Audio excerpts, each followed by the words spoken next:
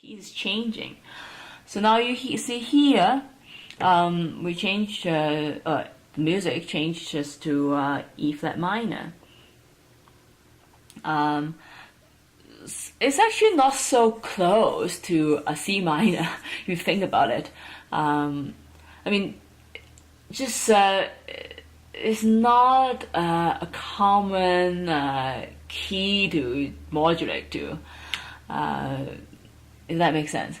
Because usually, you know, when there's modulation, you know, a tonic will go to a dominant or subdominant in the major key, and then if it's like or you know, a major key going to minor, relative minor. So in the minor key, you know, also can go to dominant or subdominant, or go to a relative major. So here it's very strange, you know, go to a median minor key here. But it actually doesn't really stay, you know, I mean, like, here, okay, stay a little bit, but it's changed. It keeps changing to, like, modulate to, like, a different key. I wouldn't say, you know, it's like, oh, it stays in that key, because it's just kind of, like, go through a different keys or different tonal center. So you can hear it changes here. Because you can hear this, oh, it's going to, like, a major sounding key, or major sounding the area.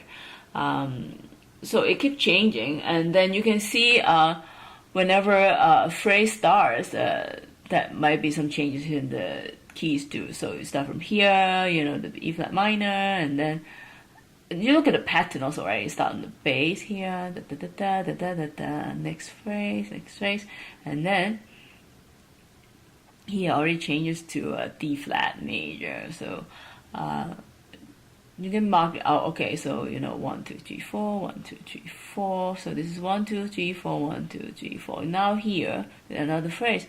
Here I already changed to D flat major, and then you know, you just count it that way. This is very irregular A-bar phrasing in this section. So then you see, oh, okay, so I can mark all these phrases, and then okay, now what happens next, right? You can see, oh, it's like decrescendoing into the PP and then P. So you can see here, this is a very different material, right? So whenever you see, oh, new patterns, right, coming in, that must be another phrase or maybe even another section, right? So this is new material. This is here like, oh, E flat major.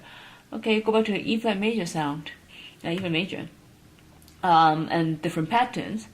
Because now it's all these arpeggiation or broken chord patterns in the middle voices, right?